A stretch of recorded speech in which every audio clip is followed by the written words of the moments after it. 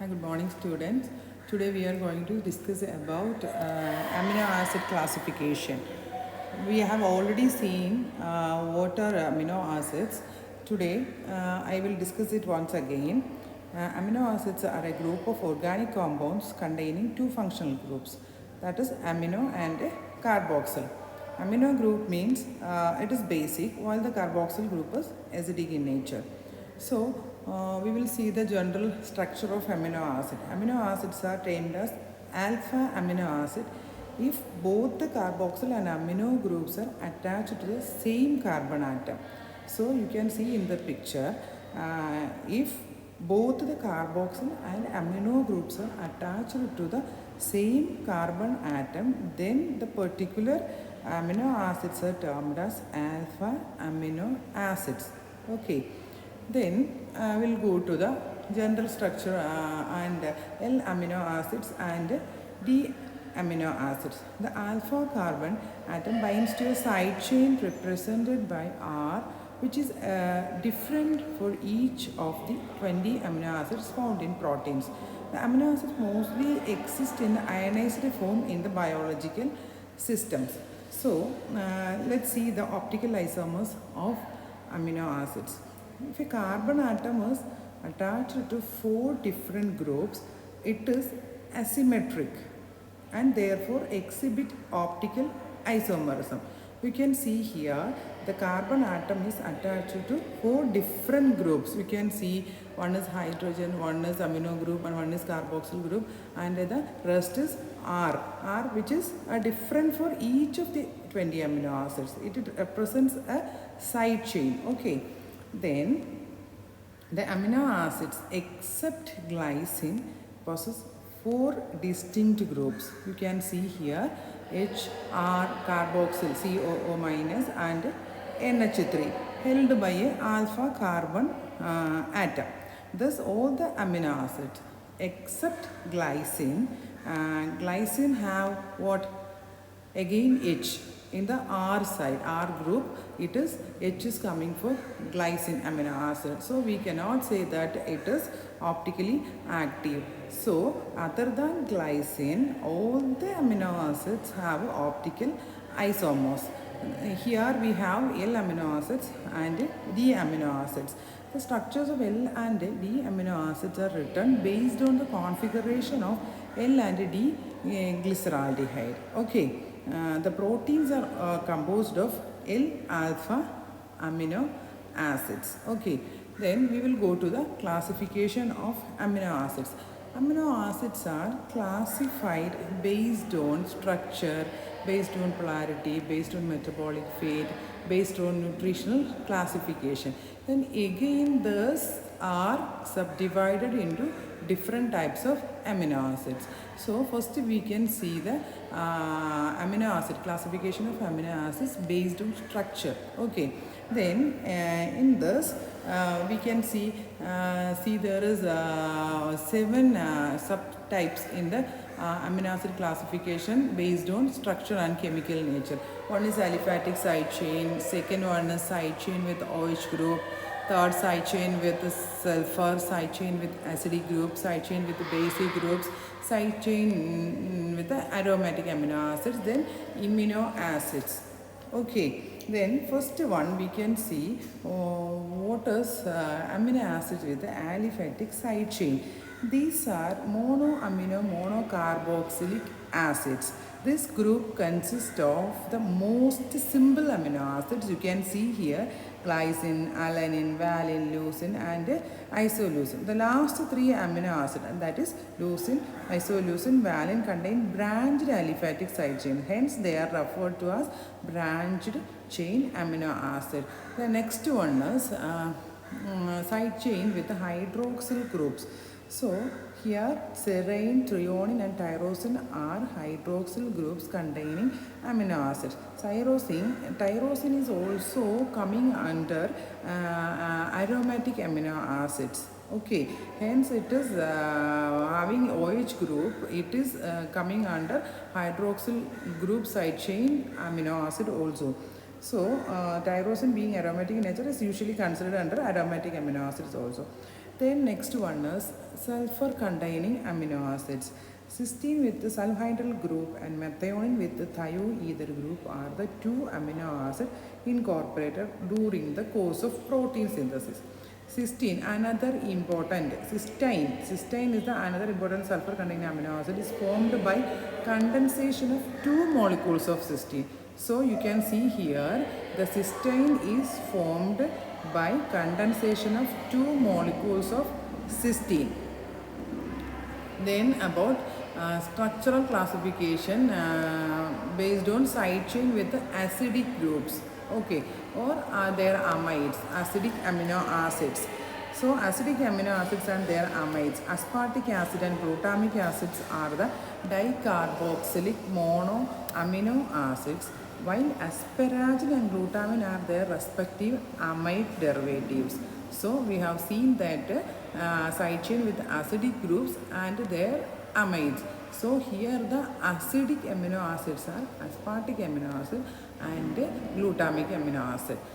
And asparagine and glutamine are their amide derivatives. All these four amino acids possess distinct codon for their incorporation into proteins. Then next one is basic amino acids, side chain with the basic groups. So the three amino acids, lysine, arginine and histidine, are dibasic monocarboxylic acid. In this, lysine and arginine are having gonidino group. But in case of histidine, it has an imidazole ring. And these three are highly basic in nature. Then next one is aromatic amino acid. Phenylalanine, tyrosine and tryptophan are the three aromatic amino acid, and thus tryptophan have an indole ring, and besides this histidine may also be considered under this category. But we always say that what are amino acid, if somebody is asking what are aromatic amino acid, we say these three amino acid, they are phenylalanine, tyrosine and tryptophan. Then the second classification. So till now we have seen the classification based on structure. So next we are going to see the classification based on polarity. So based on polarity, there are amino acids are classified into four groups based on polarity. So polarity is very important for protein structure. So we have a hydrophilic and hydrophobic amino acids. That means polar amino acids and non-polar amino acids. So in non-polar amino acids, these amino acids are also referred as hydrophobic. That is hydrophobic, you know that what is hydrophobic? It is water hating. So they have no charge on the R group. The amino acids included in these groups are alanine, leucine, isoleucine, valine, methionine, phenylalanine, tryptophan and proline. Then polar amino acids with no charge on R group. No charge on R group. These amino acids carry no charge on the R group. However, they possess groups such as hydroxyl, sulfhydryl and amide and participate in hydrogen bonding of protein structure. The simple amino acid glycine is also considered in this category. The amino acid, that is the simple amino acid glycine. We have already seen the structure. The hydrogen atom is coming in the R group. So it is not what we have already said. It is not. This is not a optical. It has no optical isomerism. No, this glycine is not optically active. Okay, except glycine, all the amino acids are optically active. So polar amino acids with a positive R group. Polar amino acids with a positive R group. The three amino acids lysine, arginine, histidine are included in this group. Polar amino acids with a negative charge, they are aspartic acid and glutamic acid. The dicarboxylic monoamino acid, we have already seen that. So based on polarity, the amino acids are classified into two category first, that is hydrophilic and hydrophobic. Hydrophilic means water loving and hydrophobic means water hating. So under hydrophilic, the polar amino acids are again classified into negatively charged, positively charged and uncharged. In case of hydrophobic, aliphatic and aromatic amino acids are coming under this. Then next one, we are going to see the classification based on metabolic fate. Metabolic fate, the carbon skeleton of amino acids can serve as a precursor for the synthesis of glucose or fat or both. Some amino acids serve as a precursor for the synthesis of glucose. Some amino acids are the precursors for the synthesis of fat, and some amino acids serves for synthesis for both. Okay, both glucose and fat. So if an amino acid serves as a precursor for the synthesis of glucose, then it is such amino acids are known as glycogenic. And if the amino acids are as a precursor for the synthesis of fat, then such amino acids are called ketogenic. Okay, and some amino acids are used for the synthesis of both glucose and fat, and they are called both glucogenic and ketogenic. Okay, from metabolic viewpoint, amino acids are derived into three groups. That is what I discussed now. That is glycogenic amino acid, ketogenic amino acid, and glycogenic and ketogenic. Both glycogenic and ketogenic amino acids. So we can see what are ketogenic, what are glucogenic, and what are both ketogenic and glycogenic amino acids. So here you can see that glycogenic amino acid which serves as a precursor for the formation of glucose or glycogen. Examples are alanine, aspartate, glycine, methionine. In case of ketogenic amino acids, the fat can be synthesized from these amino acids. They are leucine and lysine. The examples for ketogenic amino acids are lysine and leucine. Then about glycogenic and ketogenic amino acid, the four amino acids isoleucine, phenylalanine, tryptophan, tyrosine are precursors for the synthesis of both glucose and fat. Okay, next we will go to the classification based on nutritional aspects. Okay, those 20 amino acids are required for the synthesis of variety of proteins. Besides other biological functions, all the 20 amino acids need not be taken in the diet. Based on the nutritional requirements, the amino acids are grouped into three classes.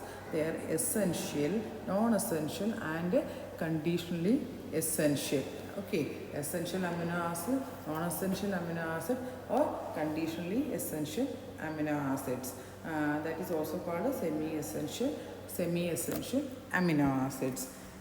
So we will go to the essential or indispensable amino acid. Essential means that is the amino acids which cannot be synthesized by the body and therefore need to be supplied through the diet are called essential amino acids, and they are required for proper growth and maintenance of the individual.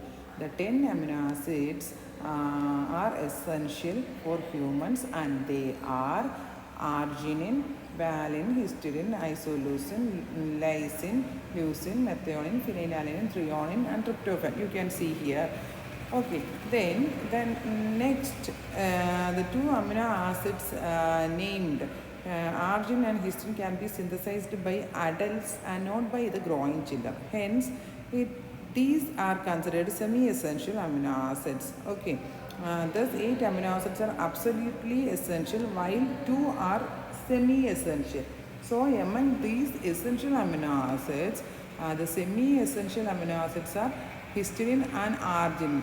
These amino acids can be synthesized by adults, not by growing children.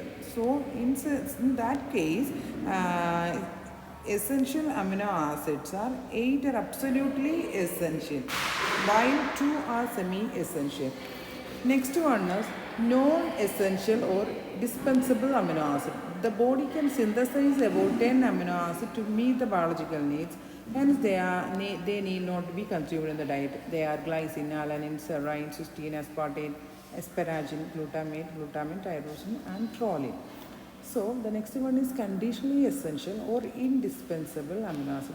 The synthesis of some non-essential amino acids is limited, although it is adequate to meet the body's requirement in a healthy state. In certain conditions like surgery, wounds, sepsis, thermal injury, the non-essential amino acids become conditionally essential. So arginine, cysteine, glycine, glutamine, proline, and tyrosine are considered as conditionally essential amino acids and need to be supplemented in the diet during pathophysiological conditions. Okay, these are the classification of amino acids, 20 amino acids, and we can go to the another amino acids, that is selenocysteine, the 21st amino acids. Normally 20 amino acids are commonly found in proteins. In recent years, a 21st amino acid, namely selenocysteine, has been added. It is found at the active site of certain enzymes or protein. They are called selenoprotein. Okay, the another one is pyrrolysine. Pyrrolysine is the 22nd amino acid. And in year 2002, some researchers have described yet another amino acid, namely pyrrolysine, as the 22nd amino acid present in protein. The stop codon UAG can code for pyrrolysine. So, selenocysteine and pyrrolysine are directly incorporated into proteins during translation. So, these are the classification of amino acids. So, I think you have understood this class, and please ask if you have any doubts, and thank you.